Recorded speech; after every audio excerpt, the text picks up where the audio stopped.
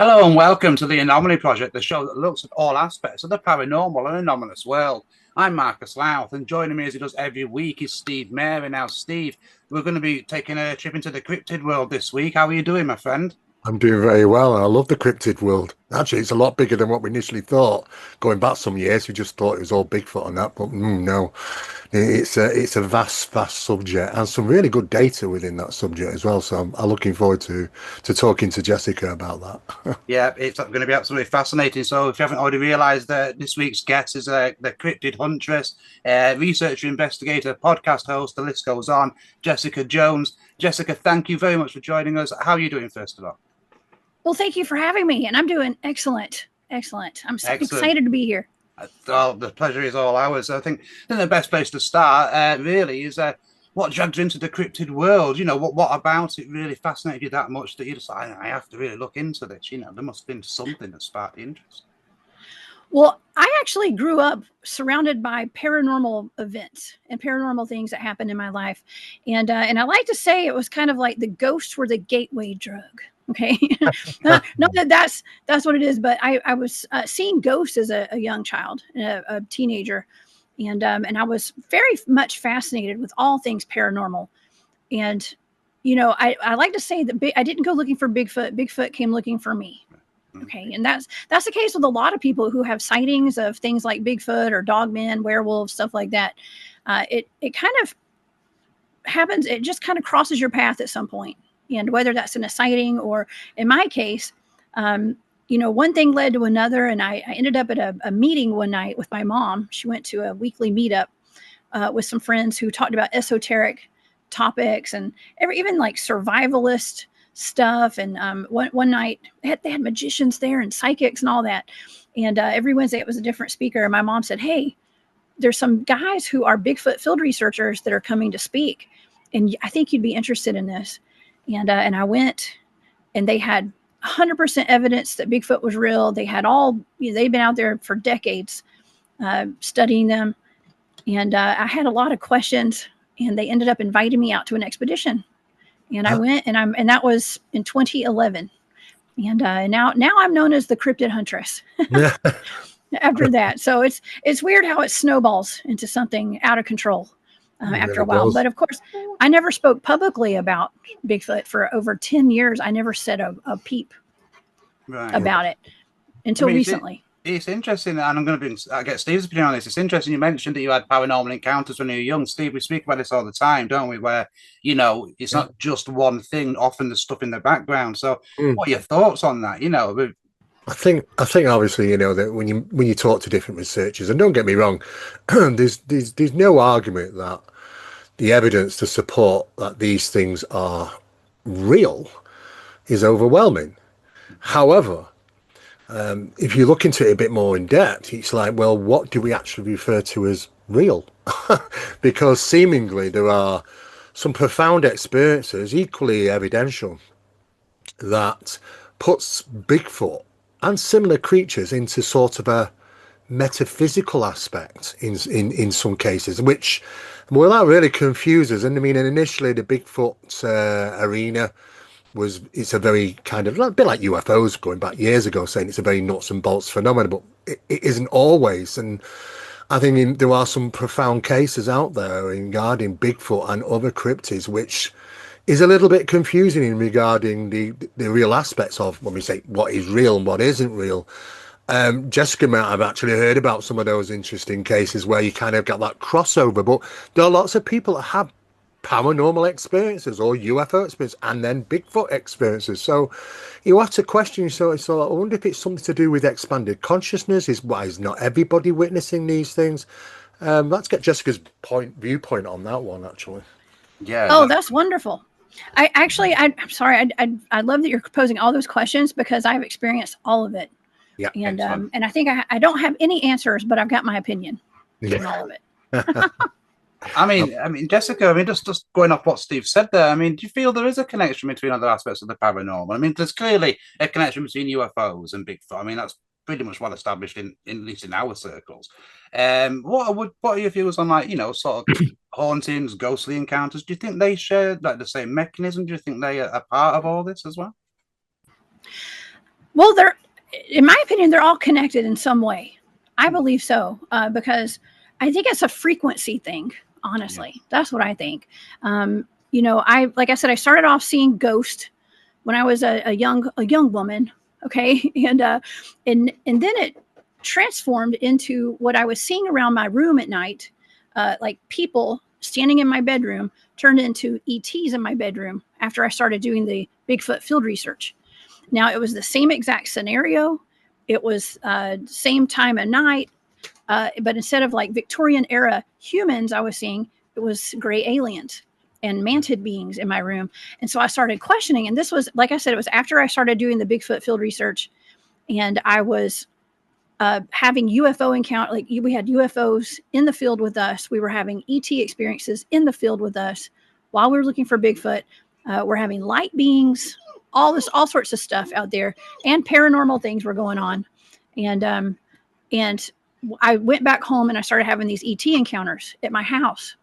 Okay. So, I started thinking, well, were those ETs all along? And when I was a kid, I was actually seeing ETs, but I was having like a screen memory of ghosts.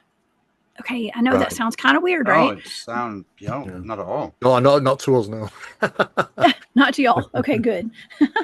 But I do think that they're connected now. Do I know how they're connected? I'm not sure. But my entire team, my original Bigfoot field research team, we had so much high strangeness out in the field when it came to what the head of that team always said. Well, all roads lead back to ET is what he would always tell us. Mm-hmm. And we started realizing we were having missing time out in the field. We were having equipment malfunctions out in the field, and just portals. Our team is actually one of my teams. I think you guys may have had Trey Hudson on your show recently. No, I know Trey very well. Yeah. Trey, Trey and I are on the same teams together. Oh, right. And, right. And I'm part of the Meadow Project as well. Excellent. Right. Well, you'll probably know then.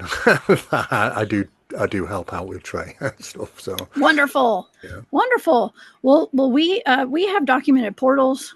We've had multiple portals I'm on 4 different research teams. I'm on an investigative team where we go hunt dogmen and skinwalkers and stuff too, which is separate from all that. But I do. We've encountered a lot of stuff. A lot of things we don't have documented on camera. We don't, some of my teams, we don't take a ton of equipment out in the field with us. And it's because we deal with the psi aspect of Bigfoot and the cryptids. We are all trained in remote viewing. Yeah. And we're talking about the military style remote viewing. And we've trained for a long, long time doing that. The head of my original team in my opinion, he's one of the world's best remote viewers. And so he was seeing that we were having all the stuff that we could not really explain that was happening. He said, well, hey, as far as Bigfoot field research goes, I can teach all remote viewing, but it's going to take a long time. It's going to be extensive, intensive. You're going to have to commit, because if I'm going to commit, y'all have to commit. The whole team agreed. And for the next many years, as a team, we spent days on end together learning remote viewing over a series of years. And it's a wonderful tool, and Trey's a part of that, by the way. Yeah, and you spoke about that. And yeah, so it's a great tool to have in our tool belt to look into things like our experiences that we have out in the field that we can't explain. We're trained in the Ingo Swan methods, basically. Yeah. Okay. Well, we're trained in all the methods. Okay, all the modes. But we do take an Ingo Swan approach where we're not necessarily going to know the exact target. Okay. And they're all blind targets, of course, but it's things that are kind of paranormal. Okay. It's not like a solid rock, like this right here, like we're remote viewing something solid. We know exactly what this is. We're looking into stuff like dogman attacks and stuff like that. That's what I do with my remote viewing now, is look into things that are paranormal. Yeah. So I'm actually honored that you're actually working in the advanced studies, which is where I work as well. And we're looking into electron diffusion regions and of course the variations of contact through various forms of consciousness, sort of practitioner studies, and of course the data. It's the data, isn't it? The data sets, which is really interesting. You start looking and analyzing how various forms of contact can happen through one form to another. And when you mentioned about dogmen, most people stay away from the old dogmen, like to stay in the Bigfoot area, but you can, I mean, it's just crazy. I mean, especially when you refer to sort of a dogman, there seems to be a quality of, bit like poltergeist phenomena in the sense where they want to cause vexation and fear and stress and stuff, because a lot of occasions with dogmen, it tends to be like, generating fear. They want to generate fear. Fear comes over the individuals. They give chase, or they'll even like a log cabin, and they'll shake the door handle, and it could clearly come through the door if it wanted to. But it seems about this connection, about this vexation of fear feeding sensation, very closely associated with poltergeist phenomenon in regarding the generation of fear as well, which fascinates me. Oh yeah, well, part of the training in remote viewing is we're training. It's all mind control. Yeah. And I think that gives us a leg up on the research. It really does, because we have no fear. I have no fear. Yeah. Now, I'm not going to say I don't get weirded out by stuff. I absolutely do. I am not that. I mean, I'm tough, but I have my moments. Okay, and so I am very particular about who I will go out into the field with, or even like go anywhere that's sketchy. Okay, because I have my head on straight. I'm able to handle really, really wonky situations, really high stress levels and things like that. I'm able to handle that. But then, my buddy over here, he's had a Bigfoot sighting and seen a dog man. He freaked out, and he's not really prepared for what we're going to walk into later tonight at 4:00 in the morning, or, 2 in the morning, and we're getting chased by a dog man. I need to have the right people around me out there, because I like to run towards the craziness. Okay, I don't run from it. I don't run. And so it was almost like the dogman phenomenon. That's like the next step for me. Okay, because I've known for years that Bigfoot exists. It's real. Yeah. I go out in the field with an open heart and an open mind, and I've had nothing but good experiences out there so far. And the next thing was like, well, let's go look for dogman now, because we're out there. Actually, it's kind of hand in hand, because when we're out there looking for sign and tracks for Bigfoot, we're coming across other stuff. And that does include giant dog tracks and things like that, and sightings. We take a lot of reports, and I actually, after I went public about 4 or 5 years ago, not because I wanted to, because I was asked to speak at a conference. I thought it was a little conference, and it ended up snowballing into today what I do. But I had no intention of speaking out publicly about that. And, like I said, I established that Bigfoot was real. It was time to go into dogman. I was taking a bunch of reports from people that I knew and bringing people on my show. I was asked to start doing a podcast after that. And then I got taken to another bigger company, and now I've got my own channel. It's called the Cryptid Huntress. And I interview people from all over the world about their cryptid encounters. And there's just too many. I've had my own dogman encounter, I believe, recently, where I've encountered 2 face to face. One of them had its back to me, but these things, everything we've been told is not real. It's real. Yeah. Okay? I mean, in my reality, at least they're real. Well, it leads me nicely into the next thing I want to speak about. A couple of things actually, Jessica. You mentioned cryptids and dogmen there, so I'm going to jump back to that in a moment. But just regarding Bigfoot, what are your views on, are we dealing with a flesh and blood creature here? Or are we dealing with an interdimensional creature? Or is it a bit of both? Is it coming through portals? So when it's here, it's flesh and blood. Obviously, when it dissipates, it isn't. And off the back of that, if you look at the Yeti in Siberia and those regions, there's like kind of more evidence that is actually a flesh and blood creature. There have been discoveries, tooth samples, etc., etc. So there, are they related, Bigfoot and Yetis, or are they 2 different creatures? And regarding the cryptids, is this just another manifestation of the Bigfoot, or are we dealing with something else entirely, in your view? Those are all great questions, and I've been asked those questions a lot. At least the flesh and bone versus the interdimensional X factor, Bigfoot and other cryptids, because dogmen are the same as well. And I come from a background of boots on the ground, real life, 3-dimensional reality, looking for Bigfoot and interacting with them. Our focus has been on the telepathic side, of communication with the cryptids, and also just being in their environment and observing them. Okay, and that's how I started. Okay, I know both sides. Okay, I know that they are flesh and bone, flesh and blood, Yeah. and I also know that there is an X factor, as my team calls it. There's something unexplainable about them. Now, it can be explained according to upon who you're talking to, and according to the people who've done the research, like my teams. Like I said, we've encountered a portal where two gentlemen were sent to go check it out. They disappeared. Their heat signatures disappeared, and then they came out to tell about it, not knowing they had been in a portal, whatever it was. So we know that those exist. Okay, we know that, there's an X factor, which is like, we've had encounters in our base camps at night, for instance. I've brought people on my shows to talk about it, my teammates and stuff, because these are my encounters too. Yeah. Which is actually kind of cool that I get to bring my teammates on and talk about it to the public. Okay. But where there's been a flash of light and then we hear footsteps. Okay. We've had orbs that shoot through the woods, and then we hear a hoof, like a loud hoof and a huff and a growl. I've had that happen a couple times. Cloaked Bigfoots, potentially. The first time I ever had an encounter, when I went on an expedition, I volunteered to be Bigfoot bait. Okay. And I don't recommend that. Okay. But I have fun doing it. I'll do it any day.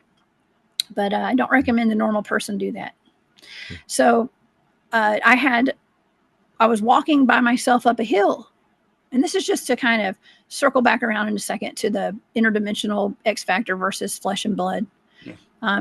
First encounter I ever had. I could not say if this was a Bigfoot or not because I didn't see it. But I volunteered to be bait. I went out from our big team. We broke off into small teams. I went out with like 5 or 6 guys, a small team. We went up to a field that was known to have Bigfoot activity. And so one of the guys said, "Hey, Jessica, I dare you to walk up this hill to this tree line by yourself. And we'll watch you with our thermal imaging cameras, our FLIR, our night vision." They all had something to watch me as I walked up there. But I had never been Bigfooting. I just wanted to see a Bigfoot. That's all I wanted. I just want to see one. Yeah. And so I started walking up this really scary hill by myself in the dark with nothing but a backpack with some snacks in it, I think. I don't remember back then. It's been a long time. Yes. And they were watching me, and I got halfway up this hill, about 50 yards up, or 70, almost 75 yards up to a tree line. And I heard one of the guys running up behind me. And I braced for impact. I had played sports in college. I played rugby. Right. And I knew the energy, the feeling of being tackled from behind. And I thought that's what they were about to do. And as I kind of stopped a little bit because I was thinking, man, this is so unprofessional of these guys to do this to me. They're just trying to scare me. And I kind of slowed down my walking a little bit, and I braced for impact. And whoever it was ran behind me and swept my legs out from underneath me and then kept running. And I heard it. I felt it. I could hear him running up behind me and then sweeping my legs. It made me trip up a little bit. And then I looked over and there was nobody there, but I could feel the wind from them running past me. And I thought, man, okay, I think my mind's playing tricks on me, like to the maximum degree. I was very confused. But I just kept, I thought, well, I don't want to look like a baby. I'm just going to keep walking. That had to be my imagination, and it ended up, one of the guys came up behind me later and was like, "Hey, did something happen? Because you kind of threw your hands up a little bit, and we were just making sure you're okay." And told him what happened. I looked down to make sure I had not tripped over a log or anything or stepped in a hole. And his name's Craig. Craig and I walked back to where it happened. And we looked, he turned on his flashlight. There was no, and I never turned on a flashlight the whole time. I was in the complete darkness, y'all. And he looked and he started telling me, he was like, "Well, there's nothing here." He's like, "Well, have you ever heard of a cloaked Bigfoot?" And I said, "No." He said, "Well, I'm not saying that's what it was, but we didn't see anything on our thermals." And you know, this happens. And as he was telling me, I have like this like nudge to like walk over to the right corner of the tree line as he's talking to me. And the guys that were watching us down at the bottom of the hill said, as I walked over to this particular tree, a Bigfoot leaned out from behind it and looked at me and was staring at me right in front of me, and I didn't see it. So we knew there were Bigfoots out there, but that kind of opened me up immediately for my first time ever out there, potentially being accosted by a cloaked, probably a juvenile Bigfoot that nobody saw, but that experience was very real. And so maybe it was being initiated, and it was initiating me into the Bigfoot world. I think that's what it was. But to this day, you know, that was my first experience, potentially something cloaked. Could have been something paranormal though. You know, it was paranormal. But the next day we went to that same spot. I did another little mission with one of the guys. We sat out there all day from 3 in the afternoon until about midnight that night. We had missing time. We had a low-flying UFO hovering over us. We had a gigantic orb floating around the field. We had triangular. We had crafts way up in the sky that were like moving in triangular patterns. We had red lights in the woods beside us. It was just weird. Yeah, and, very strange. So anyways, long story short, even though that was a long story, I have experienced both from the very beginning. They are 100% flesh and blood. They are also 100%. They have an X factor. Now, I believe personally, yes, maybe they can change their vibrational frequency. Maybe they can be interdimensional. I'm pretty sure they access Earth's natural portals. Right. Okay. Yeah. That's what I believe. And I have done remote viewing on Earth's weaponized natural portals through blind targets. Right. And so we know they exist. Oh yeah, they exist. All right. Can I just ask you about the remote viewing just before we move off that? Because I find it interesting. There's some people that, you know, Native American legends will say that these beings are spiritual and they are supernatural entities. And certainly if they can cloak themselves, that would suggest so. But the remote viewing, I mean, if you're able to tap into that intelligence, it does suggest that they're more than just beasts. So that, you know, people who've had close encounters with them have said that they can see intelligence, like literally in their eyes. I mean, what are your thoughts on that aspect? I'm sure you agree, Jessica, but I mean, what are your thoughts? Absolutely. Yes. Well, I believe that they are very intelligent. Now, okay, just like with humans, we have a wide range of intelligence, right? Yeah. And listen, I am team human all the way. I love my fellow humans. Okay. But there are some Bigfoots that are much like humans that are like always just, I want to say like primitive, kind of like always looking for food. I'm always looking for food too, y'all. Okay. So I'm not dissing anyone. Okay. I'm always looking for food too. But some that are just kind of animalistic, let's just say. And, you know, we have like feral people in the Appalachian Mountains here and stuff. So people that are just kind of just like I said, just kind of simple, kind of animalistic almost. Survival, you know, brain set. Then we have some that are regular, normal. We have some that are nice, some that are like grandma that'll bake you cookies. You have some that will eat you. And then we have some that are like highly advanced. That are very telepathic. I don't even know if all of them tap into their enhanced capabilities with their telepathy. A lot of humans don't. Yeah. Okay. Yeah. So I'm not trying to put human characteristics to Bigfoot because they're not human. They may be partly human, according to the DNA studies. But I'm not. We can't look at them like humans because they're something different. Okay. Yeah. But they are similar in that nature, to where some of them are highly advanced. Some of them, I believe some of them either are ETs or work directly with the ETs. And that has come up in our data for some remote viewing targets. We've had encounters out in the field where the guys have gone into RV mode and seen the Bigfoots working for the ETs, actually. And those were the ones that were actually, the Bigfoots were the ones that were like looking for food. They were basically being rewarded for going and pushing buttons on some kind of device out in the woods for the ETs. And every time they'd push a button at a certain time, they would get food. Wow. Fascinating. It really is. I mean, it's quite challenging, isn't it? The subject of crypto, because like you said, you've got the X factor type stuff, and of course you've got the possibility that we were just kind of originally dealing with a hyper elusive creature.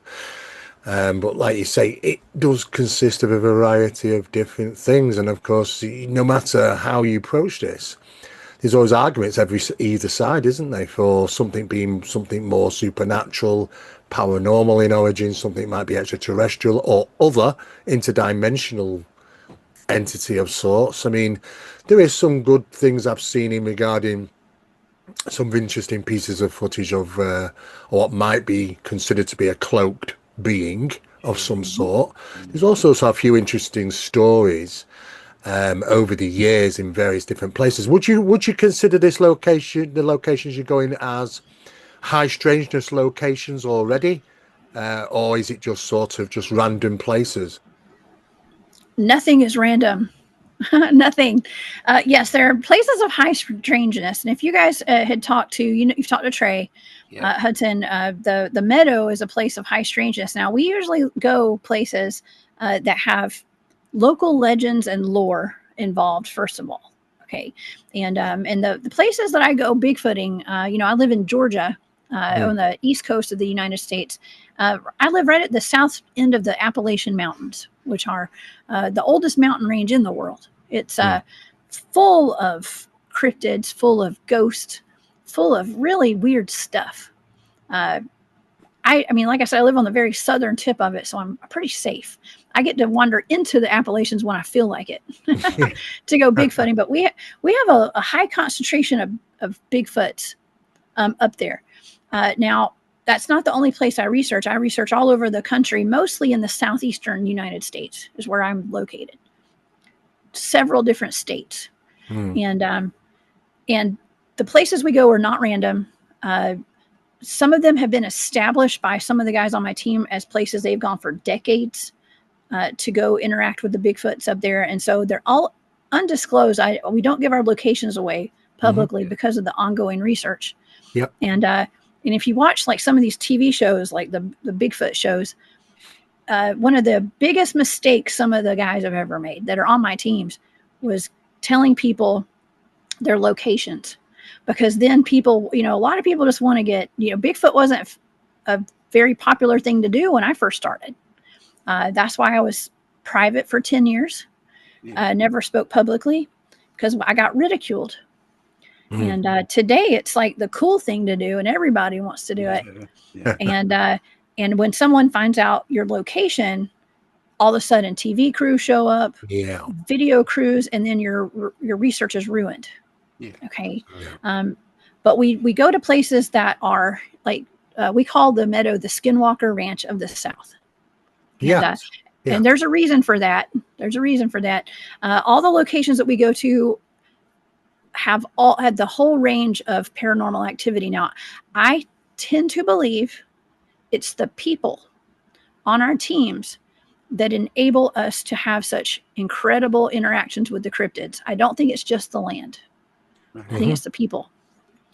Right. Yeah. I mean, of course, but some of these places go back. There's talk of them in Native American stories and places. Are tied in with Bigfoot. It's actually some very interesting old documentations from diaries from pioneers. Who talked with the Native Americans that they were even trading with some of these strange beasts, and even kind of had their own language and all sorts of rich history to this. It's not something new. I think we're kind of, would you say we're looking at something which is old? We're trying to learn something which is old as opposed to something new. It's all very ancient, all of it. And I've had the pleasure and the honor of spending some time up in Cherokee, North Carolina with Chief David, who's a good friend of mine. He's since passed away, but I went there about almost 15 years ago up to some property that he had over there in Cherokee. He's part of the Cherokee Nation, Native indigenous people here. And he and his friends took me and my cousin, actually, and some of our friends up to the top of a mountain where I learned he took me all over the reservation actually, and his friend Will was the person who they got all the calls about the Bigfoot sightings there. So he took us to every single location where they had recent Bigfoot reports on that reservation. And while we were there, we got to hear all about we actually had a skinwalker that came up into our camp one night. It was terrifying. We've had Bigfoots out there. They actually took us to Judaculla Rock. And for people who are not familiar with Judaculla Rock, it is actually a gigantic rock that has petroglyphs all over it, which it's up for debate as to what all these petroglyphs mean. Yes. But Chief David had written a book about it, and it's about the star people. He believes, I believe there's a Palladian connection to it.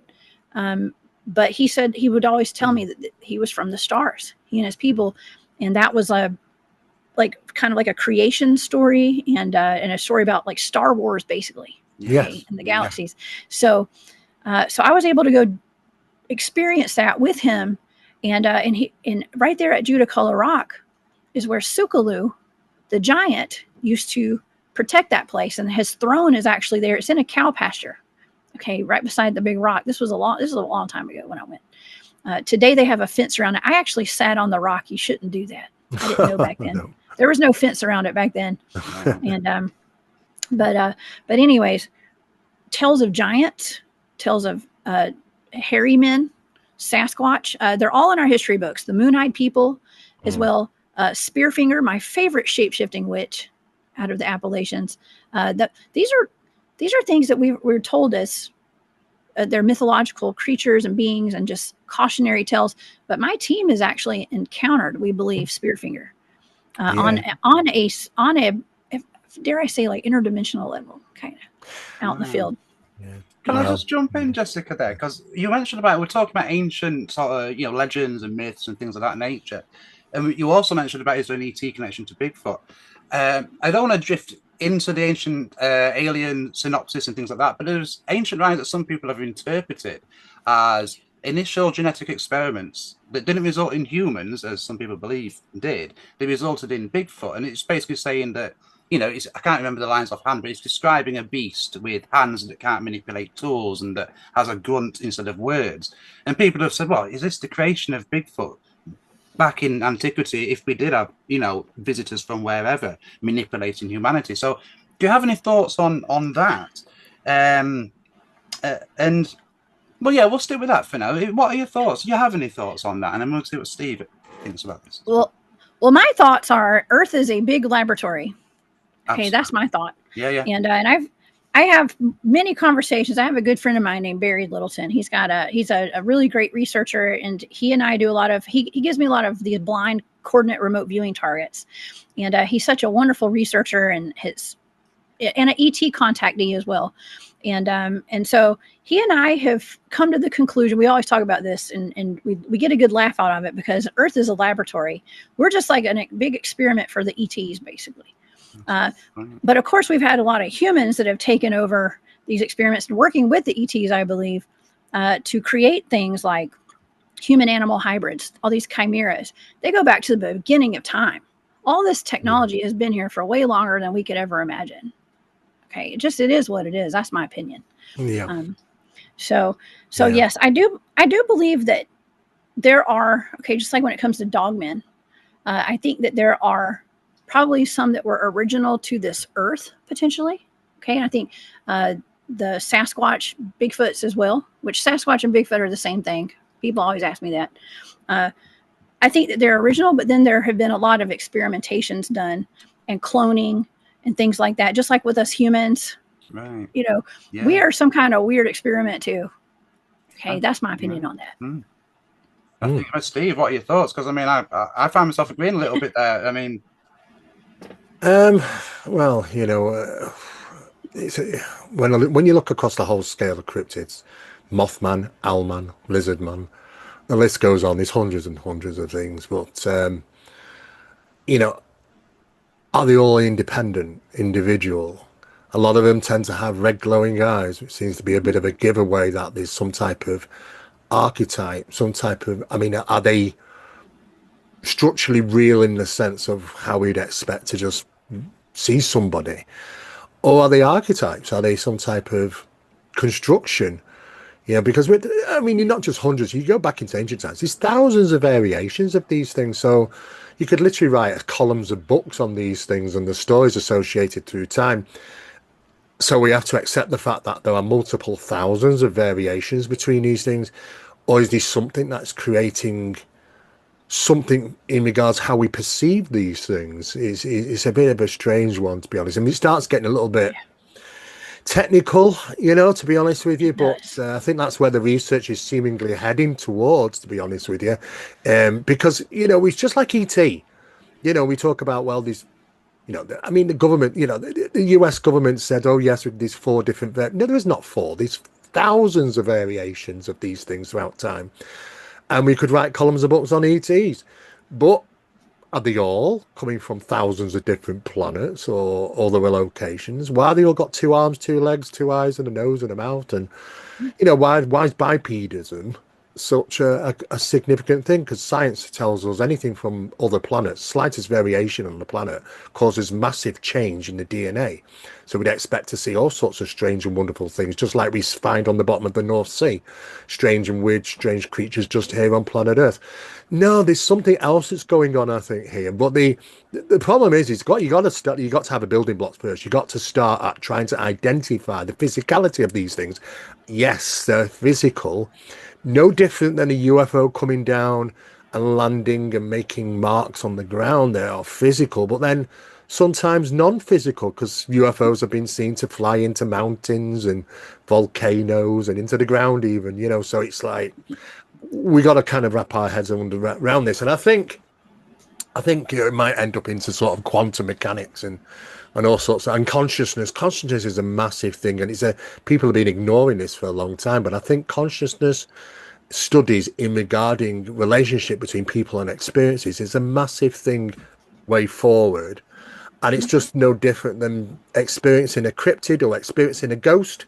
It can walk through a wall, but it can also prod you in the back, so it's this metaphysical phenomena which we've just got to try and wrap our heads around it. It does seem that way. It does seem, even within the cryptid world, to be honest. Well, there were actually experiments done, and there were, our military's been here in the U.S. Our military was involved in like the Project Stargate and Project Jedi, and that's how they were getting trained in remote viewing. They had with the psychic spies with our government. Well, there are like patents for being able to walk through walls, changing molecular makeups of your body. I mean, humans are able to do this too. Okay, humans do it. You just have to figure it out. Okay, you got to figure it out. So there's also the whole idea you're talking about, like quantum Bigfoot. A friend of mine, I love Ronald Moorhead, had written a book called Quantum Bigfoot, and I told him one day, I was like, if I were to ever have written a book about Bigfoot, it would have been what you wrote in your book. Okay, so you beat some of us to the punch here, because I think it's amazing. There is something quantum about all the cryptids, in my opinion. Absolutely. And then, of course, as you expand even further, you're like, well, this is all a simulation. Yeah. Okay. Like, what is real? Whoa, don't even go there. Yeah. Yes, I know. It kind of like it throws you off, like, into, as you're trying to have like an intelligent conversation about Bigfoot and the quantum level, and then you're like, but it may just all be a simulation, and then it's just whatever our reality is ready for is like what shows up in our reality. And so it throws the whole conversation off, because my brain starts hurting. Okay. Yeah, well, I totally right about quantum physics there. I mean, quantum mechanics and, the multiverse. I mean, because, when you read about the multiverse, it makes sense, as preposterous as it sounds, that we are living in a simulation. And it's just so bizarre. I think that would explain a lot of that stuff. Yeah, I totally agree with you, Mark, because I think the biggest question here is, well, I should say the secrecy. Like, it's not about the UFO, and it's not about the aliens, and it's not about Bigfoot. It's about our reality. And how the construct of our reality, whatever these intelligences are, or one intelligence, one source governing all, it seemingly it's part and parcel of our reality. It manipulates our reality. Time is altered in many cases. Things don't make sense because realities have to shift to the experiencer. So it's like something's at the driving wheel here. But maybe that is the problem. Maybe that is the problem regarding disclosure. Not the little things like, do UFOs exist? I mean, we don't need to sort of, can take that off the list now. But what is the design? What's the matrix? What's the source behind something that can relatively alter our perceptions and our reality and manipulate us in many different forms and ways to interact with us? That's, I think, is the real big thing about disclosure. Maybe that's why we've not got it. I think it was as simple as that something was just coming along from space, from another planet. Maybe we would have had disclosure. I mean, it's been a long time, but I think it's problematic. I don't think everybody's got all the answers. And I think it's really hard. It's a big pill to drop on some physicist's knee, isn't it? To drag them kicking and screaming into this field, Well, I mean, it leads me nicely that, Steve. You're on about, the reasons for not revealing this. Is it one source? But just going back, not going back, but off the back of what you said, Jessica, about, these, how do I word this? There's a consciousness to these entities. There's a spiritual aspect to this, and that basically we can do the same things that these Bigfoot can do and other entities can seemingly do. So you mentioned about the Glimmer Man, for example. You mentioned about cloaked Bigfoot. Now, Lon strictly refers to this as Glimmer Man, in some of his recent research, because that's how it appears, pixelated like the Predator, etc. So are we talking about a natural ability that these creatures have, that they can do that in our reality or even manipulate our perception? Or is it some kind of technological device? And if they can do that through their own ability, is that something that we ourselves can learn when we get more in tune with our subconscious mind that we don't really use? I mean, what are your thoughts? Yes. Well, according to some of our research, we do have a wildlife biologist on our team. We do take samples and stuff, and they have been doing that for over the years. And their hair, according to as far as the Bigfoots go, some of their hair contains chlorophyll, and it's almost like plant based. Okay. Wow. And so, yes, that can be like an adaptive camouflage type of a thing that they can use. And of course, people, especially in the flesh and blood camp, because we have two camps, of course, the X Factor camp and the flesh and blood camp, the monkey in the woods. Okay. Yeah. And so to them, that's like, well, it's just adaptive camouflage. Right. But we know there's something more to it. We also know that our militaries and private corporations are making cloaking blankets and cloaking suits, and that's stuff that's been just released to the public, but they've had that for probably a century. Okay. Sure. Everything they're so far behind on showing the general public what they're capable of, and it's probably from reverse engineering alien technology, stuff like that. So it could be anything. Okay. It could, I've even had the thought of okay, what if there's just a whole bunch of black ops guys wearing these cloaking suits in the woods messing with us? That's a possibility. It's stuff that I have to think about when I'm out in the woods in the middle of the night with my team. We're out there stalking things that should be stalked, and we're probably being stalked by cloaked black ops people and stuff. Who knows? It's just a really strange time to be alive. Oh, sure. Right now. It's interesting the government and the intelligence agencies do have an interest in, because you can understand they'd have an interest in UFOs, for example. Are they coming from space? Are they whatever the questions might be? But a Bigfoot, you would think they'd have little interest in that. You think, most people would class it as just an undiscovered animal. So the fact that they do have an interest in that should, what you thought, it should tell us a little bit more about the nature of these things. Oh, they know 100% that they are real. A lot of the reports we get are on military bases. Right. Okay, around the bases, like in South Georgia, where I live. I went to college in South Georgia, and so I was near Fort Stewart. And I have friends and there's also a Fort Benning on the west side of the state. I have people I know personally who have seen dogmen and Bigfoots on both of those campuses, if you want to call them that, the military bases. But we get a lot of reports near the military bases. Now, the Air Force, I believe it's Air Force, put out a map, and it was a topographical map of the United States that listed Sasquatch as a dangerous animal to watch out for. That's real stuff right there. Okay. They are fully aware. Why they are covering it up, I am not sure. One of my big soapboxes I stand on are figuring out where the missing people in our national parks are ending up. No. Yeah. And so I talk about that. I do a lot of conferences and I speak. I give a lot of presentations all over the country, and that is one of the things that I focus on because I do a lot of my research in national parks. I'm a mother. I take my son with me, and to some of my adventures. I guess I don't take him out to the dangerous trips. Okay, but he's only 11. But he's been doing this with me since he was born, pretty much. And he's also a Bigfooter and has seen Bigfoot. Okay, but I'm a mom, and you know, if people are being taken out of our national parks by, you know, we have most of our sightings. A lot of them are at national parks with Bigfoot and Dogman, especially. Is there a connection with the cryptids with that? And does our government know? You know, we have been out in the field. Guys on my team have been up at a national park, and full geared SWAT team style military guys have come out of the woods carrying weapons. The guy said, "What are y'all doing here?" And they looked at them and they said, "We're doing the same thing you're doing." Wow. Which was looking for Bigfoot. I have multiple eyewitness reports. I have firsthand encounters of people who have reported Bigfoot, Dogmen on their property. They report it to the wrong people. Apparently, they think they're the right people, but there's, I don't want to say plants, but there's people in some of these organizations. This is my opinion only. For, like I say, for entertainment purposes only. This is for don't take what I say as fact. Okay, I'm just saying this is a rumor that I know personally. Okay, but they've reported Dogman or Bigfoot on their property. The next thing they know, they have black helicopters over their property. People come in, they hear gunshots. There's no more Bigfoot or Dogman on their property. Okay, the missing persons at that whole thing. Barry, my friend Barry, had given me some blind targets to remote view. It turned out they were the missing persons clusters. Where did they go?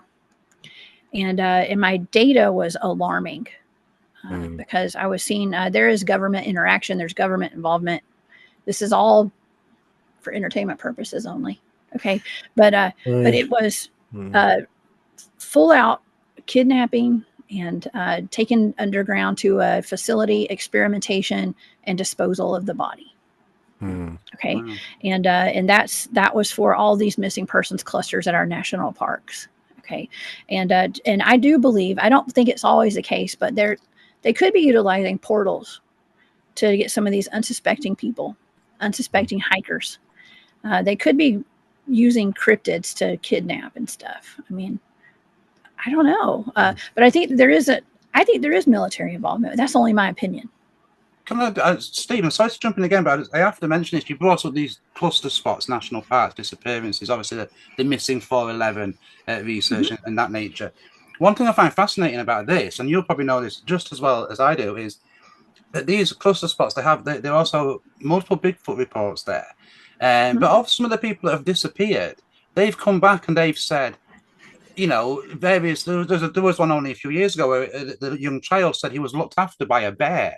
A bear kept him safe and brought him back. And this has been repeated, there's reports over 100 years ago of people saying, you know, a black hairy man, a man covered in fur. And so these you would think of Bigfoot. So, you know, it makes you think there is a connection between Bigfoot sightings and these disappearances. And also, you mentioned there about, are we using portals? Are these black ops teams, if they do exist, are using portals? Again, you probably know just as well as I do that when there have been disappearances, there's often a breakout of very bad weather, which makes any searches almost impossible. Is that purposeful? It seems very coincidental that should happen. So what are your thoughts on that? Yeah, it's almost like we live in the Truman Show. Yeah, in my opinion. Okay, it's like cue the bad weather. You know, absolutely. We got to cover up all the tracks and the sign. Man, there's so many different directions we can go in on this one. Okay, because yes, there's something to all of this, and you got to wonder, like, why if it is our government, and let's just say maybe not government, maybe some kind of weird agency. Okay, if they're doing this, like, why would they do that? Like, is there something they're having to feed? Is there some kind of ritualistic thing going on? Is it experimentation? I mean, is it the ETs? I believe there is some sort of a ET connection or reptilian connection of some sort. In my data for those missing persons clusters, I kept writing down, and this is a blind target, so all I was given were a set of coordinates. I did not know what this was. I was just getting data. I'm coming up with like submarines and trafficking and stuff like that. And I'm like, well, how could this be to our national park system? Submarines out in the middle of Nevada and, Wyoming. Well, it turns out we do have submarine bases and places like that. And there are waterways underneath the earth that they are utilizing, from what I've been told. And here's another thing too. Like, I don't just pigeonhole myself in the cryptid community, okay, because I have experienced so much stuff, and I'm also doing the remote viewing. And so that has bled out into other communities where I've been asked to speak at conferences, like for the secret space programs. Okay. Right. A lot of times my data involves secret space programs when it comes to even like off-planet living and colonies on other planets. I've been given targets like TRAPPIST-1 solar system and brown dwarf planets like Make, Hypea, and other places like that. And when I'm remote viewing these things, they're blind targets. And I'm asked after the session, like, what do you think this is? And I've said, like, well, this is Earth in the future.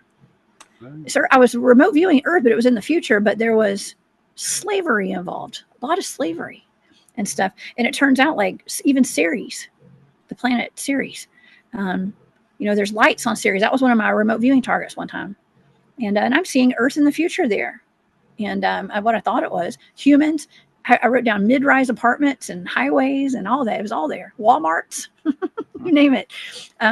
So my cryptid work kind of bleeds out into other communities, so to speak. And I've started working with some people from these other communities, and we're connecting. My job here on this earth right now is to connect all the dots, I think. Yes. And so we're able to bring all this together.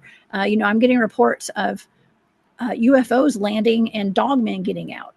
And some of the people who have memories of being in some of these programs have ridden in craft with dogmen, dog-headed people before and stuff. So it's, I don't know. It's just wild. Very wild. So since you've come out, started talking about all this, Jessica, has anybody shown interest in regarding questioning who you are, what you know, and the reasons why you say what you say? I'm just curious if you've caught the eye yet, that's all. Caught in the eye. I have had a proverbial knock at my door. Yes. Okay. Yeah. Yeah. Well, I've always been surrounded by really cool people. And the guys that I do my Bigfooting with, most of them are former military. Even, Trey makes no secret. He was Department of Defense and, intelligence and stuff. And I do. And it's really interesting that so many of those types of people are interested in the cryptid world. Yeah. Now, I'm okay. So I'm just a mom. Listen, before I did all this, I do this pretty much full time now, doing my channel and talking about Bigfoot because I love it. But before this, I worked in government too. Okay, but it was just at a state level. I ran an agency for women, of all things. Okay? All right. Women's agency. I did that since I was in college. And I'm getting old now. Okay, I'm an old lady. Okay, but I did that for 20 years. Okay, and up until about 5 years. No, wait, my son's 11, so it's about 11 years ago. I did that, and right. So people, my life is kind of an open book. I don't put everything out to the public because I love my privacy. Yeah. Okay, but as far as my background, the one thing that gets the most attention would be the remote viewing and who trained you and stuff. And I keep all that to myself. I've been asked to kind of, we're very private. Okay. As far as my team goes. And, it's really, I say it's nobody's business. Okay. But I like Trey's team, that team is they're public. Okay. And so a lot of the things that I'm able to talk about is because Trey's already talked about it. And so whatever he's put out, I can talk about my experiences out there as well. But with my other teams, we just kind of, it's kind of low key. It's the remote viewing. Listen, it was all fun and games when I talked about being a Bigfooter publicly. But then when I started talking about remote viewing, that's when I started getting the ridicule, the attacks, the trying to discredit me and all that. And I think there's a combination there, though, of like knowing that my data is on target.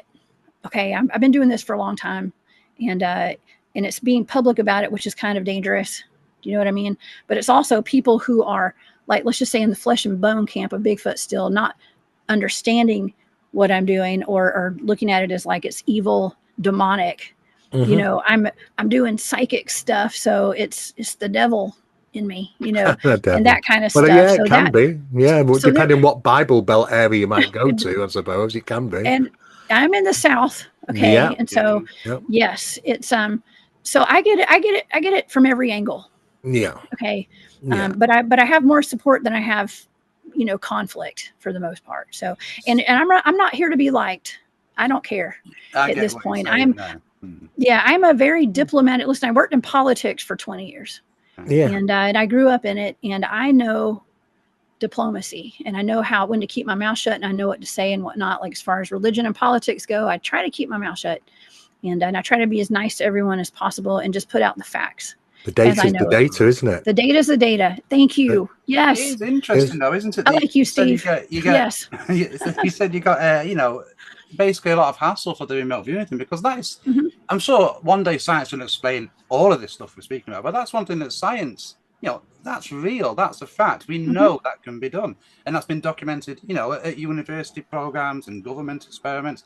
So I find that strange. I mean, what are your thoughts on that? I mean, because you know as well as I do, anyone can learn this stuff, and while some people might be more in tune than others, it's something that if everybody in the world sat down to do, it could open a real big can of worms for those in authority. So do you think that's why we have a campaign of dismissal and ridicule and things of that nature about not viewing and things like that? Absolutely, because it empowers the people. It empowers us. Imagine a world of switched on psychic humans. That would be a problem for those in power. Okay, because we see through. I mean, people in even let's just say the cryptid community. I still get a lot of pushback. You know, I've learned who to separate myself from, because the people who are false, who, you know, I just happen to have a lot of experience under my belt when it comes to Bigfoot, and I didn't speak out publicly for 10 years, and so when I came out doing interviews and stuff, people didn't know my background or who I was. They just thought I was some ditzy woman that was talking about, you know, it's, you know, Bigfoot and stuff. Well, I got attacked for that, and it turned out to be, you know, I was able to kind of see the hearts of a lot of people right off the bat, and I started noticing that there were people in some of these communities, and I don't want to, maybe I shouldn't say that. Well, like some that are suspicious, you know, and I don't want to say like any kind of ties to secret societies, maybe, I don't know, whatever it is. I don't know what's going on with some of these folks, but I think that there are plants and people who are put in place to keep the information like milquetoast, like just, you know, this is it, and we're sticking with it. And anyone who goes against this agenda do not break is going the narrative. to be attacked. Yep. Yes. And I go against all of that because I just speak the truth. And what I've experienced. And it's not like I'm on a crusade like, oh, this is the truth. No, I want you to decide what you think is the truth. Well, exactly. I'm not going to tell you anything except for my experience and bring people on to give their experiences. Absolutely. Best way to be. I mean, sure you'd agree with that, Steve. Oh, I totally agree. I think basically it's about putting the data out there and letting people decide for themselves. But it isn't about hiding the information from the general public to make so they allow them to make their own decisions. That does happen. There are people out there in our community, Jessica will know them as well as I do, that have their own agenda. And that agenda is to keep the narrative. Let's not get into over this stuff, because then we start getting into a whole new world of, let's keep the general people, the general public focused in this direction. You know, because that's the direction it's controlled. But the problem is that you've got to be truthful to yourself, and sometimes it can be weight. There's weight behind that. You know, sometimes it can be problematic. Sometimes, depending on you tend to know when you've hit an area which is like, that was a bit of a spiky subject. I got a bit of return on that. Just don't fully know that. The fact is that there is a clear, defined path. We try and steer very cleverly this path, without getting into problematics with people's beliefs and opinions, you know, and because they've read something, it's got to be true. Because they've seen it on TV show, it's got to be right. You know, the problem is that there's so much in this area of study, and I know Jessica will agree with this, but can't get into it, which just is not something is so easily digestible to put out there to the general public. Got to be done in chunks, little chunks to get them there. you know, and I think it's a digestible manner, be able to put it out there in a certain ways. But the data's the data. It doesn't lie. The evidence is the evidence. If you stick to that, then, you know, you really can't go wrong. You might get some pushback sometimes because there are certainly people that don't want it all out in the general, because it's just going to enforce the people, the general public, and they realise, you know, you're actually part of the experience. You know, you can't have it without you, in the sense of speaking. It's a dual thing. That's a problematic thing. If you're going to tell all these people you have some control in this, so it's like I say, but I absolutely admire the fact that Jessica's, she knows exactly. I can tell from the things she said, that there are key elements which are absolutely nail on the head, absolutely, and of course that takes time. Takes good. I mean, you say if you've been doing this now for, was it 10 years? Did you say 11? About since 2011. Since 2011. 2011 was the first time I went Bigfooting. Yeah. Yes. Well, that's good that you've so quickly reached your opinion where you are now. I mean, I've been at this for 41 years. It took me 41 years to get there. But some people can get there faster, because I do think there's a bit more push for this information now. As there used to be years ago, you'd never heard anything of it. Right. Kept quiet, wasn't it, really? I mean, that actually leads me nicely, Jessica, to get your views on this, because, you know, I mean, you're already working in different research groups, you know, so the future of research, I would imagine that your feelings are that we need to have different fields of interest coming together to study the phenomena, if that's what we want to call it. And I also find it interesting that you say that I can understand the pushback that you got when you first came out, because, you know, the first time you might have spoke publicly, that people don't realize that there's 10 years of research before that, before you've actually even opened your mouth. So I absolutely feel what you're saying there, and it resonates with me a bit. But going back to the question, the future of research, do you think we are going to come together? Because it's going to take more than one researcher, more than one research team. And how do you feel science? What part do you think science, mainstream science, has to play in getting to the bottom of the paranormal world, basically? Yeah, well, I see the future of the Bigfoot research. I see it, and the Dogman research and all that. I mean, I'm raising part of the next generation of researchers right now, and I've had him under my wing for a while, and he's gone out with my. I feel like I'm on the A team of all you know, cryptid researchers, honestly, and a lot of these people's names you'll never know or hear. Okay, because they're private, and I can appreciate that. Okay, not everybody wants to be public and get the fame and fortune for all this. Okay. And I never wanted to myself. But I feel like now that I've got my platform, this is my calling, and I'm here to do this. Okay. And I'm able to make the connections and connect the dots, and try to put some love out into the world. Okay. And some truth. But the direction of our research, I see it going. And this is because of people, I guess just like myself, thinking outside the box and putting out my experiences, so other people are not so ridiculed or feel ridiculed, and that have, you know, psychic abilities. And you know, I think that's where we're going with this, is the remote viewing aspect. We have to raise the consciousness of everybody on this planet. I think it's important that we do that, to not, I hate to say the word slaves, like we've lived in that, we've been slaves to the matrix for so long. That is just not, we can't stay there. We can't stay there. I mean, and I'm not forcing people to come with me, but I'm here to hold my hand out for people to come with me right now on this journey that I'm on. Because I've had to do a lot of work to get to where I am today, in a lot of ways. It's not just field work, it's internal work. Okay.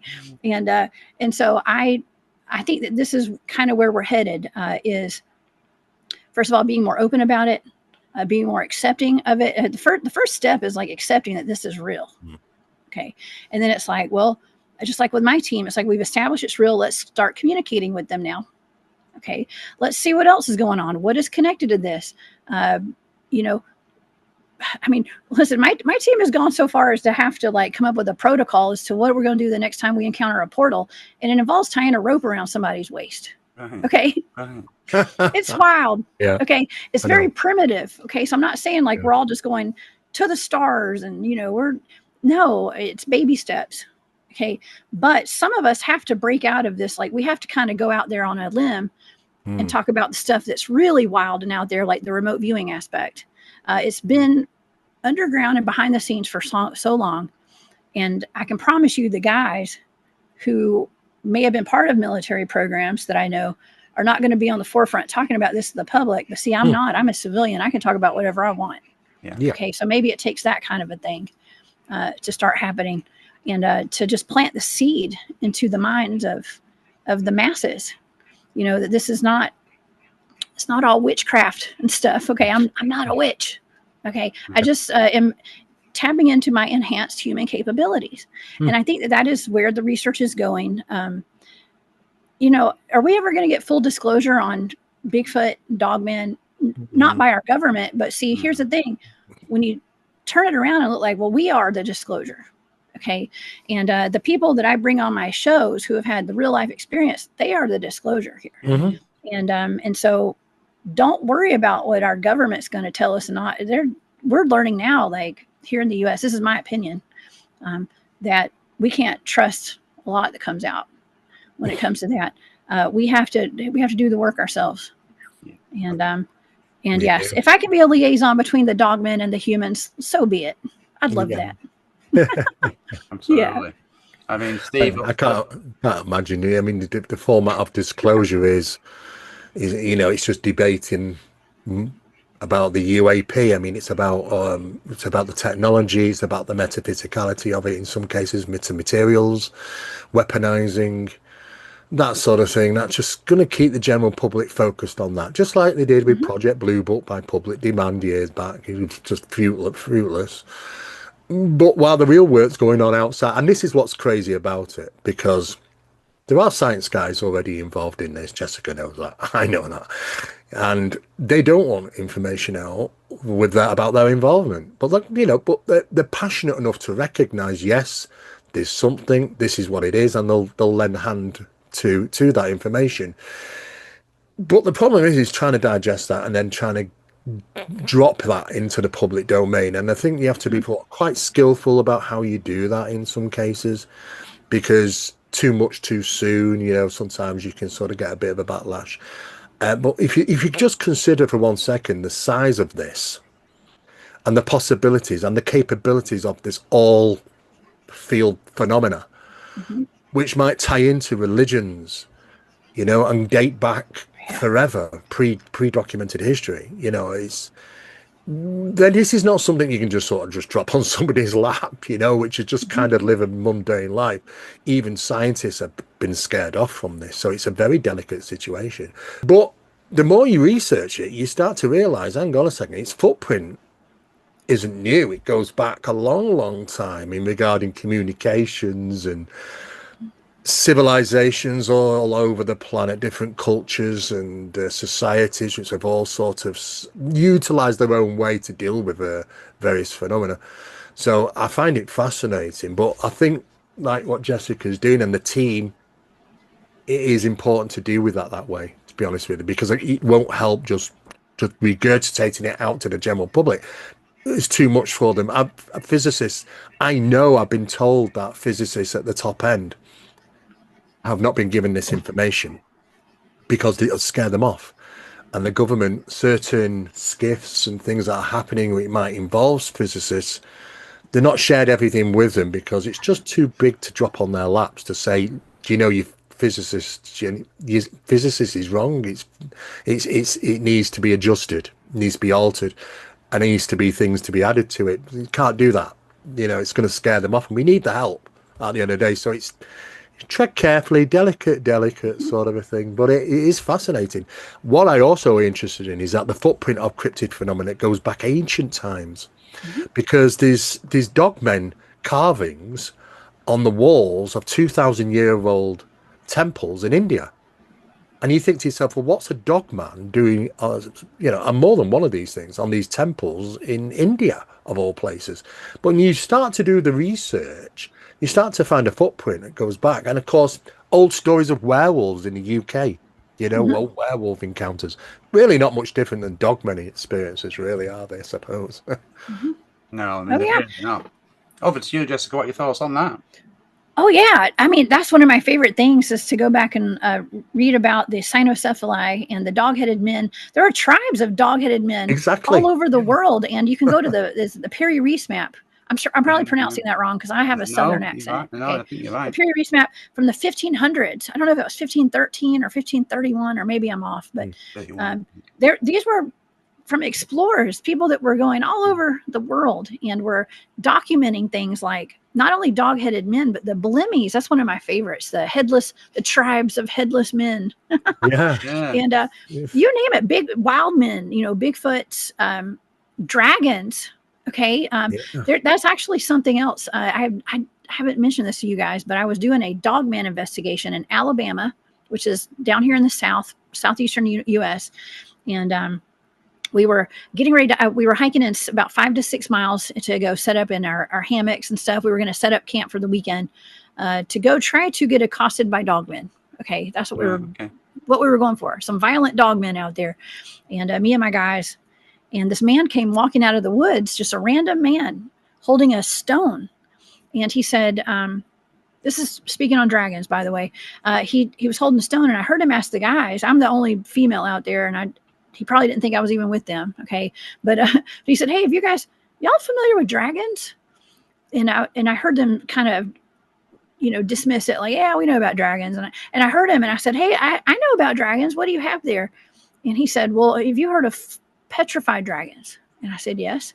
Mud Fossil University online, Roger, that guy, I watched his shows. And he said, well, this is a piece of a dragon's wing. And he said, I have been coming out here. I mean, this was so random, y'all. It was back in July this happened. He was holding this. He said, well, I've been coming out here for years. My wife walks these trails, and I clean off my dragon. He said, if you're going to go down this hiking trail, you're going to walk right over its wing. And he said, this is a piece. He said, I normally wouldn't take a piece of it, but I want to get it analyzed. And so he actually met us over there. He took us over there on the one when we were hiking in to go to look for our dogmen that weekend. And sure enough, it was an entire hill that was made up of a dragon's body. It looked just like a dragon's body. You could actually see the tail was perfect. The wings were perfect.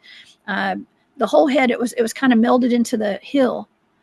But it was, sure enough, I think it was probably a petrified dragon right in the middle of Alabama. Undisclosed location. I can't really give the location away, but it was in Alabama, United States of America, a petrified dragon. Like I said, there are no coincidences. Nothing's random. No, I don't. No, it's fascinating. Absolutely fascinating. I mean, there's so many legends about dragons as well, isn't there? So you would think that those things come from somewhere, basically. Jessica, we'll have to wrap this up in a few minutes, but I'd like to ask, I'll get your thoughts on one more thing, really. And I kind of ask this about a lot of people. I mean, the human mind, for example, I kind of believe that's going to be ultimately important in our collective understanding of our existence, our reality. And not so much just how it works, but the power of the human mind. I mean, there's so much there that we don't really know. Some people, can possibly use telepathy. Some people can break through and do certain things, but generally speaking, we can't do that. So I kind of feel that researching the paranormal is also researching the human mind. And the two kind of go hand in hand. So I'd like to know your thoughts on that. And I'd also like to know your thoughts. Do you think that people are so interested in the paranormal and the human mind the paranormal because it tells us something about human existence and where we kind of belong in the cosmos of things? What are your thoughts? Yes, it does. Well, I always tell people I don't know nothing about nothing. Okay. I don't have all the answers to all of this, but I can say, yes, it's very important. I stress this to the public to study your mind. Okay. And I've gone through extensive mind control training because of my interactions with the cryptids. But see, here's the thing. It bleeds off into all of my other everyday life as far as dealing with other humans and all the craziness in the world. Because when you can have like peace within all the chaos, that goes on around us, that's when you're finding some true enlightenment there. And so I encourage everybody to do that, to find, to even start doing some mind control training, like the Monroe Gateway programs and things like that with the binaural beats. I think it's important that we all take some time to take care of our minds, okay, and to be in our awareness as far as like the energetics around us all the time. Because really, what did Tesla say is like it's all about energy, frequency, and vibration. That's what life is. Okay, and when we can live in a higher vibration in our minds, okay, because everything is in our whole reality is in our head. Okay. It is. And Yeah. and so when you can control your mind, you can control the universe around you. Okay. Absolutely. And that's in every aspect of life, including chasing cryptids out in the woods and being there, communicating with them. And I think it's very important. I think that's number one, actually. That's why I encourage people to, learn. I don't teach remote viewing. I don't claim to be an expert on it. I'm really good at it and I love doing it. I don't teach it, but I think people should learn it. Yeah. I think a lot of people should start learning. Too many people just don't realize the world we live in. Mm-hmm. And it's hard to explain that to people because they probably wouldn't believe because they've not experienced it. And I don't have any problem with that. I have no problem people not believing if they haven't experienced. If you have experienced, then that's a whole different ballgame. You cannot not see what you've already seen. That's the problem, really. But I have a one question I wanted to ask Jessica, and that is, when you started to get into sort of this subject a little bit more than just an interest, did the phenomena recognize that? Did it coincidences, opportunities? Because I do believe in it, people might be geared to this through initiated experiences that puts you on a path, to be doing certain things. Just wondered if you had coincidences and synchronicities and opportunities suddenly arise, once you started getting into this subject. Gosh, I'm here. So yes, absolutely. There comes a time in your life where you can choose to, keep your head in the sand and live in the matrix, do your 9 to 5 and not pay attention to anything that goes on in the world around you. And some of us were not born to do that. Sure. And I just happened to be one of those people. I was not born to do that. And when I realized that, I was like, life's not lifing like I'd like for it to, or I just want to try something. I always had some more adventure in the back of my head that I needed to do. And so, yeah, I'd take risks. Okay. I used to take a lot more risks before I had a kid. Okay. But I took risks. I seize opportunities when something is presented to me. And if it sits right with me, if I'm resonating with it, I do it because I know that these things are put along my path to advance me consciously. And that's the thing. Like, I'm not here to for the whole, to me, I've never been doing anything for anyone but myself. Okay. And I know that sounds selfish, but that's not, it's just the way it is. I want to know the truth. I don't care what people think about what I do. I used to, but now it's like, well, I see what the world does. You can be nice to everybody and there's still going to be haters out there that just despise what I'm doing. But I also it just comes with being older and having some wisdom about me. It's like, you can't please everybody. Why not just do what you want to do? Okay. Well, yeah. And they say strength is knowledge and wisdom is, that's that guidance through life. And the thing is, you get to a point where you just think, the world we live in, why are not we asking these questions? So it's right under our noses, and all these things are happening. Surely, what is life for if it isn't to wonder about the world we live in? Because everybody can just go to work every day and never ask a question and never be the wiser. But it's right out there for everybody to experience, for anyone to experience. And yet there's so many that don't, and it surprises me. But yeah, I think that, when you're doing this, it's an adventure, of course, but the knowledge that you gain from it is just like that little extra bit, isn't it? That you can say, okay, I've seen something that most people wouldn't have seen. I've experienced something that maybe many people would never experience. But that's the world we live in. It's not something fantastical new. It's there for the taking. And I think that's what changes your mindset a little bit, to say, yes, it's out there. All you got to do is go out there and interact with it and know about yourself and your part in this. And anyone can do that, and yet people at conferences are sort of you're listening to as if you're like, wow, this is like something quite mystical. It isn't.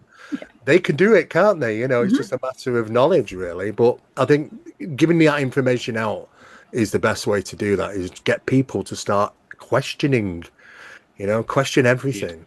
Well, that kind of leads me into one more question, actually. I wasn't going to include this, but it came up in my mind as you were speaking. You mentioned about frequency and energy and vibration. I was speaking to another paranormal researcher on this side of the pond, a lady called Caroline McKendrick Gibson, and she was saying to me, she was reading a paper, and I forget the guy's name who had written it, but the basis of the paper was saying, when you think of vibration and atoms, for example, every solid structure is just atoms, and in between the atoms is space. nothingness. We can't see that. And he was putting forward that what if you're alien? What if you're Bigfoot? What if whatever it is? What if they're hiding in the space in between the atoms? And that is why vibration and frequency is of utmost importance, because by, like you said, by changing frequency and vibration, that might be what allows us to actually see these things, and vice versa. So, do you have any thoughts on that before we let you go? Absolutely. There was a night where, and this is just an example, when our team had the portal experience. Yeah. I actually had just left the meadow that afternoon to go home. My son was very small at the time, and I couldn't stay multiple nights away from my son. So I went home. I had left the field, and I got home, and I was married at the time, and to my child's father, and my son was really excited for us to be home. My ex-husband had gone with me and stuff, and out to the field. So my son was on the elliptical machine. I know it was kind of crazy, but he was on the elliptical machine, and his dad was filming him with his camera phone, with his camera video on his camera phone. And I was in the kitchen cooking some dinner, and this was at the exact moment, the same time that the Meadow team was having the portal incident that I missed. I always miss the good stuff, it seems like. But they were having this incident with the portal, and I was at home not knowing that they're having this experience at the almost the exact same moment that I'm having this. What happened to me at my house happened, and I hear my husband at the time say, "Hey, come in here. You need to see this." And I walked into the front living room, and it was dark. The lights were off in that room, but we had lights on in the other side of the living room. And I was seeing these white balls of light flying around my son. And my husband at the time was like, I said, "What is that?" And he said, "Oh," and my son was saying, "Mom, ball." He was like 2 or 3 years old at the time. He kept saying, "Mom, ball, ball." And he was, had his finger up and was following the balls of light around with his finger. So he saw them. And the video is still going. So I have a video of this. Okay. I don't show it publicly because it's my son. He's little, and he had on his underwear. Okay. So we don't show it to the public, but my team's seeing it. And so he's watching, "Mom, ball, ball, ball." And I said, "What are those?" I was having a hard time wrapping my head around the fact that there were orbs in my living room floating around my child too. And my husband at the time said, "Well, I can't see these with my eyes." He said, "Y'all can see those? I can only see them through the screen on my phone." Mm-hmm. So he was only seeing these things on the screen on his phone live while my son and I were watching them with our own eyes.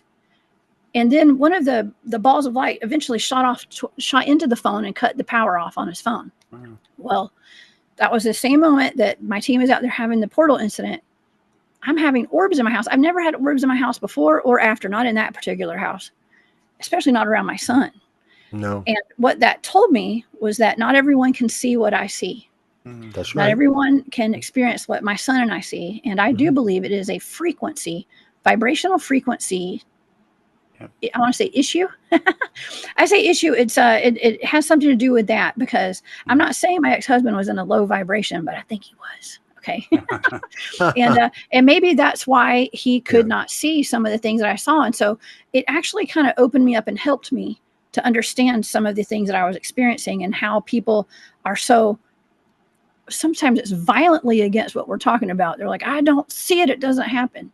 It's not real because I don't see it."